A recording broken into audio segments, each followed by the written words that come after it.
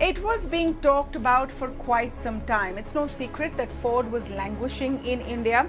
The August data, in fact, shows that it had a little less than 2% market share, and that's been the story for pretty much the last 25 years that Ford has existed in India. So today they finally announced that they're wrapping up operations, which means they will be shutting down both their plants, one in Tamil Nadu and one in Sanand. They will also effectively be cutting down the employment of 4,000 people who work with them. They will continue to have some presence in India through imported units, but clearly what they'd hoped for is not happening. Now, why is that the case? Before we get into that analysis, let's just get you this report from my colleague Utkarsh Chaturvedi. It was more of a question of when than if about Ford India really wrapping up operations. Ever since the deal with M&M broke off, there was always expectations that Ford India might not really continue. They were looking for partners after M&M, but really didn't get any. And it was a deal which went on for 6 months of negotiation, was in the final stages, and then suddenly the new management of Mahindra & Mahindra realized that it does not make really sense to move ahead with it. And from then itself, Ford India was on a weak footing when it comes to the global headquarters, who really didn't see a lot of benefit continuing, and that has happened. Ford will move out of the manufacturing plants, resulting in a job loss of 4,000 employees. In fact, if you look, there are some vehicles there at the dealer which will be there, which will be sold post that. The dealers have been asked to stay for almost 1.5 2 years, and Ford will be selling the Mustang Coupe, and the imported vehicles which they believe still have a market in India. But this is the third US automaker, Harley Davidson, General Motors, and now Ford, who's really pulled out of the Indian markets because they have not been really able to crack the code when it comes to making profits. But who gets most impacted at this point of time? One is the job loss which happens, and the consumers who've been really buying these vehicles with a lot of trust. In fact, some dealers tell me that till last 5 months Ford was looking for a partner, but finally Ford will be wrapping up operations by the end of the next year. Hormazd Sorabjee and Gaurav Vangaal joining us on the show. Hormazd, you have written about a couple of weeks ago how this was an eventuality that was coming. But what was the reason? Is it because it was Ford that couldn't crack the code of what the Indian consumer wants?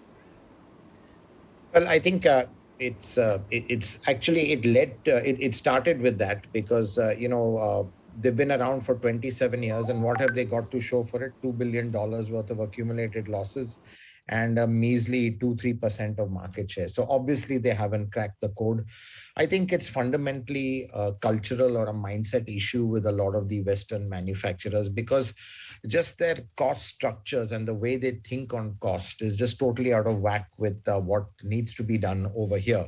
And for that reason, they wanted a partner, and that's when they went to Mahindra. And frankly, it would have been fine if they had partnered with Mahindra, because what was on the anvil was a range of products, about 7 SUVs between the two. And clearly, there was a fallout with Mahindra after that. I think Ford's cardinal mistake was that it didn't have a plan B. It went about 3 years. It spent about 3 years with Mahindra working on this proposed joint venture and final alliance, which finally fell through. And Ford lost a precious 3 years. I think that really is the fundamental issue, because now when you're back to square one and your next new product can only come after about 2 to 3 years, and you can't sustain operations with an aging product line, which is what they have right now. So I would say actually Ford were in a way still desperate to stay in India, because India is a good base for a lot of their export markets, for their international market group, which is about 100 countries to which India could have exported to. But without a product pipeline, which they needed immediately, it was impossible to stay. So that's why they were looking for partners desperately, to share their capacity. They were running at just 20% capacity. But finally, without a partner, the business case just didn't add up. It was unsustainable, and they had to pull the plug on the manufacturing operations. To understand what has happened with Ford, and we spoke about GM a little while ago, Harley, etc., it's important to also see how the market share stacks up in India. So let's just pull those numbers up. So Maruti Suzuki, I'm talking about August 2021 numbers that FADA puts out. In percentage terms, Maruti Suzuki dominates the market with 43%. Hyundai Motors is the only one even close with about 17%, ranging between 17 to 20% market share. Tata Motors is revved up fairly recently to about 10% market share. Mahindra at 6.5-7%, and then the rest. So you have then a slew of players and foreign players, MNC companies, who are dwindling between 2 to 3%. Gaurav, Vangaal, why is that? Do they not understand what the consumer wants in India? No, I would not say that all the multinationals are struggling. If we talk about Suzuki and Hyundai, Kia, they all are the multinationals, and they have a good base and they have a specific India products. That's the key, right? And they have a multiple product pipeline. Every year they come out with the new vehicles, and specifically global launches they do in India. So this is not related to complete multinational. We have the market, but we have to consider one thing. Let me read out one important factual data here. In 2011, India light vehicle production was 3.6 million. And in 2019, it was 4.2 million. And what we posted it, I'm not taking 2020 COVID year into the consideration right now. The CAGR was only 1.902%. So what we are thinking, everybody is eating others' market share. The market is not growing. So we have to address this issue, that how to grow this market. And if we talk about Ford specifically, in 2017-18, Ford produced 274,000 units and they exported 181,000 units, which is 66 or 68% of their market. They're exporting to the US or to the Western world, European world, right? So we have the capability. Ford brought this capability to India. They brought this manufacturing capabilities. They brought the tier one suppliers, global suppliers to India. But we have to address that why people are leaving us. This is, I think, third one, US company leaving us. Two of the car makers have left us, right? Now, I think we have to introspect this, that why these are, somebody has to address these issues. Yeah, so one of the points that Gaurav is talking about is whether the market is actually growing as much as we think it is. Hormazd, if you look in absolute number of registrations and look at that as a percentage of the population, we're nowhere near capacity. Is that also something we have to consider, that the pie is not perhaps expanding at the rate it should be? Oh, absolutely. And, I couldn't agree more with Gaurav that the market is not growing, and, the market in that sense is no longer attractive. I mean, this dream market, which was once India 20 years ago, everyone rushing in, has remained that, just a dream, because it's really not realizing its potential. I mean, I remember when Ford came into Sanand and invested a lot of money into the Sanand plant, it was on the basis that India would reach a 7 million market, by this decade, which hasn't happened. I remember forecasts of 5 million by 2020. Okay, COVID has put a spanner in the works, but again, the market definitely isn't growing. I think there are definitely structural issues. I think for one, the cost of car ownership has just become too expensive, whichever way you look at it. It's really become more of a challenge. And I also think what has happened is that the barriers to entry are still very, very high. You can expand the market with more players coming in. They bring in more models. That also expands the market. And I think, you've got this fortress Maruti, which has locked out the lower end of the market, which is the largest chunk of the market. Also, India may have some numbers, and we may be selling in millions, but we are probably the most unprofitable large market, because margins are wafer thin at the bottom end, and that part of the market only Maruti knows how to make money. I mean, it's just magical the way they do it. and the others have just given up. I mean, they just don't want to fight it. That's for that very reason that all the new players who are coming in, they're moving away from Maruti's turf and going into the upper ends with SUVs, which everyone is doing. But again, that becomes very fragmented. It's a much smaller piece of the pie. And finally, it's only if you are totally committed, you're ready to have a bloodbath, you're ready for what is a contact sport in India, can you succeed? And, not many foreign multinationals have the stomach for that, especially now when they are thinking like Ford is thinking, should I be investing 500 million in India, or should I put that money in an electric pickup truck, which obviously is more profitable and is the Yeah.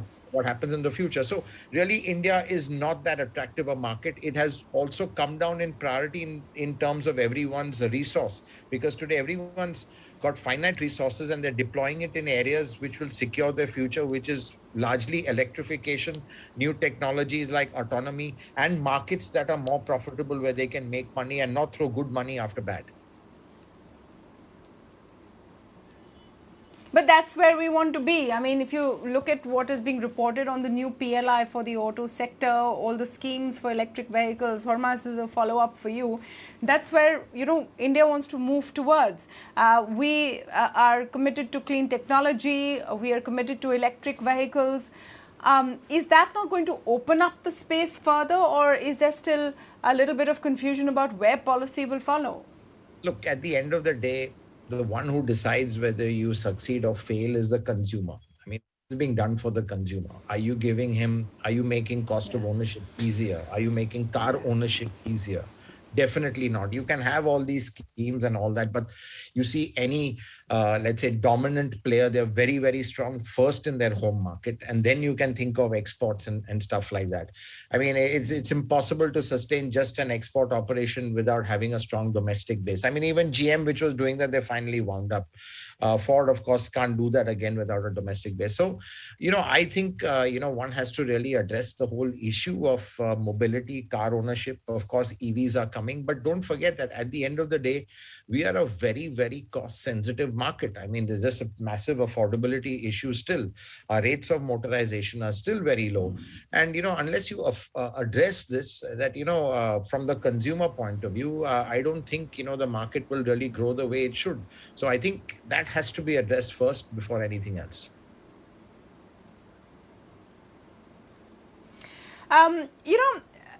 Talking about the price sensitivity, Gaurav, cost of ownership, I just want to point out what happened with the Tata Nano. It's not like we haven't experimented at all ends of the spectrum. That was supposed to be the car for the common man, for the aspirational Indian who wanted to move from 2 wheels to 4 wheels. But that didn't work either. So is it as simple as not being able to make cheap cars for Indians? See, I think I can refer an article. I think you need a big heart to make a small car. I think that's written by Mr. Hormazd only in Autocar, right? So, making a small car is not an easy task, right? First, the consumer may opt for it or not. It depends, right? And what happens here? I'm sorry, I missed your question. Honestly. No, I'm saying, is the problem simply that you're not pricing your cars correct and the consumer is not able to buy cars easily enough? The cost of ownership, is that the key issue? And is it fair to say that when you have the example of a company that made a cheap car, but that model didn't work either? Yes, it happens in it. I think it has already happened in India. You have already mentioned that Tata Nano has suffered this, and you need to attract the customers. Looks at the value of the vehicle, right? It's not only about the cost of the car. It should have a perceived value. Whether what I think Seltos, I think Creta, they are giving a good value to the customers. Even Ford EcoSport was giving a good value to the customer. That's why it has given a good numbers to the Ford. So it depends on the value. It does not necessarily depends on the cost of the vehicle. Yeah.